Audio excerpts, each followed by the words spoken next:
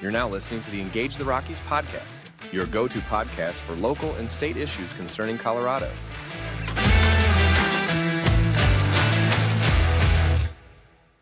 Hello, Rockies. This is Sarah Jane Maroney, your host, and welcome to the Week in Review for the second week of March in 2025.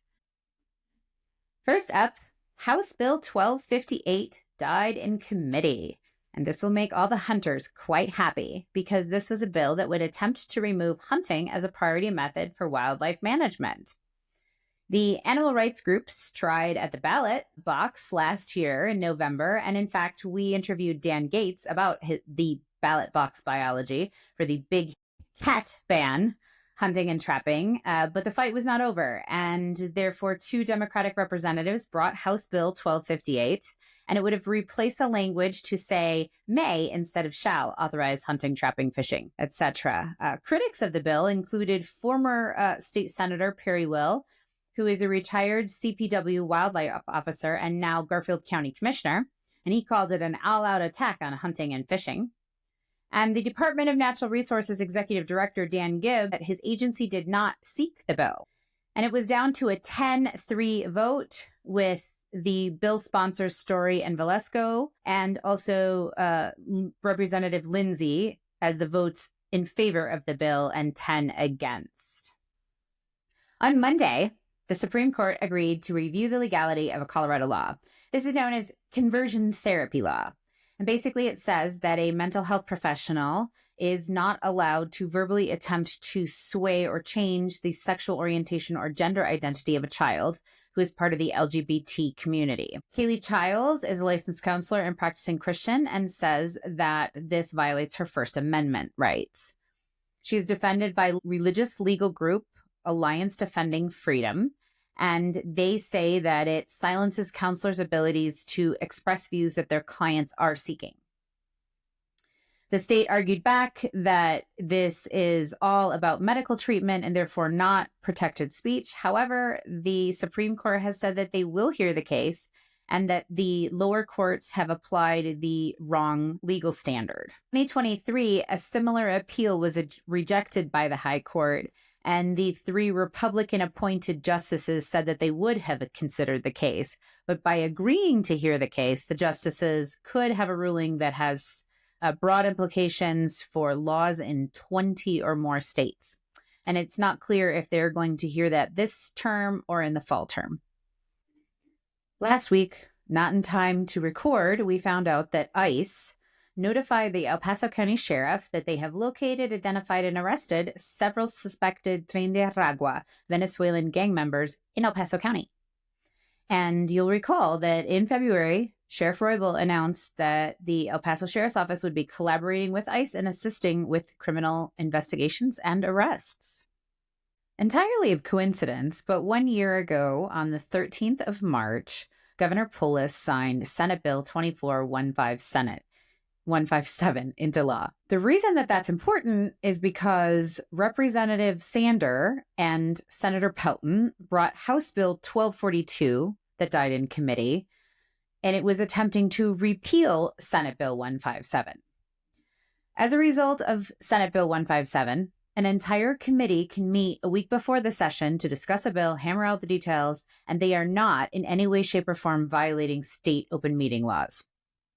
This meant that a whole group of people, including John Caldera, president of the Independent Institute, said, quote, all of us who have been political enemies are working for a fix to what you did last year, end quote. And he is referring to SB 157.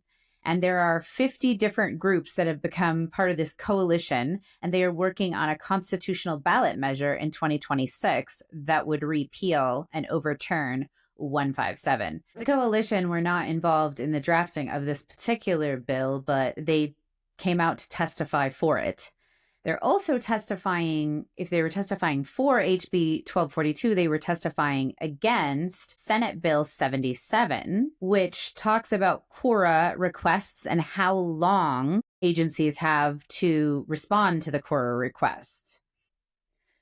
So SB 77 is moving on in spite of a testimony from the Colorado Freedom of Information Coalition, Jeff Roberts. And he complained that the bill does nothing about the costs of the requests because fees are such a significant barrier to obtaining public records. And he said that most of the core requests that are fulfilled long after the 3-day requirement. And there was a recent ruling in the Court of Appeals that said that requesters cannot sue over a delayed response if they eventually get the records, which takes months.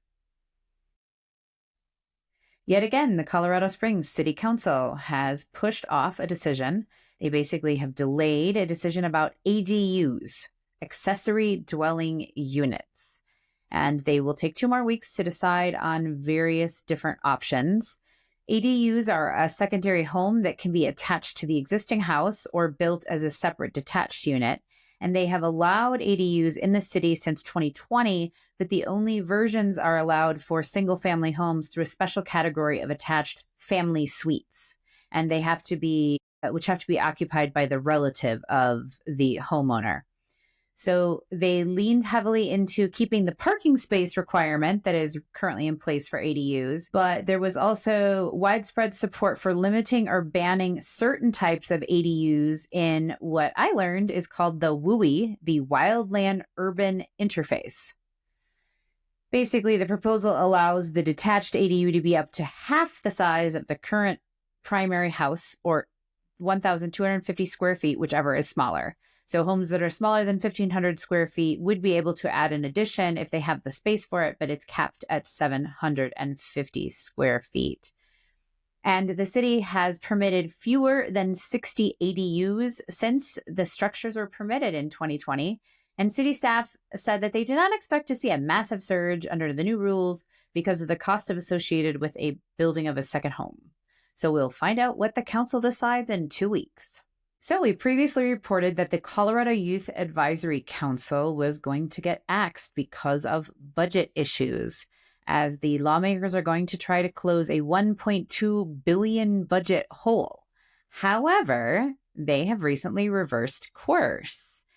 And the COYAC, the Colorado Youth Advisory Council, which costs $50,000 annually and pays for an overnight retreat, annual visit to the Capitol, send-off dinner for high school seniors, committee meetings with legislators, and a professional facilitator who runs the program. This is still going to take place and still going to cost the taxpayers $50,000. However, they are not going to have any power to draft bills, which is what they previously have had. So this is a deal between the Republicans and the Democrats that the Democrats have reported is completely acceptable. And Senator Lundeen said, quote, "We're going to let COYAC continue to meet, but we're going to change the future of COYAC and how it interacts. Instead of acting as a group of sub-legislators having drafting authority, will we remove all drafting authority from COYAC in perpetuity?" So you can still join COYAC and COYAC will still continue. However, they will no longer be allowed to introduce legislation. And finally, Elon Musk's Doge is taking aim at leases for properties, and some of Colorado's are on the list. They posted a wall of receipts on the website talking about lease cancellations. The list was posted as of the 5th of March. There's no details about when these offices will be closed, but they include 3 different locations for Geological Survey in Grand Junction, Boulder, and Golden, and another one in Boulder. The Bureau of Reclamation in Durango, International Trade Administration in Denver, and in Colorado Springs, the Employment Standards Agency of Wage and Division is on Kelly Johnson Boulevard, and it's estimated to have 5 to 9 employees, and that is going to be closed. Again, we don't know the specifics about these contracts, and some of the contracts cover whole buildings or just a portion of a building or warehouses and parking spaces and various different details.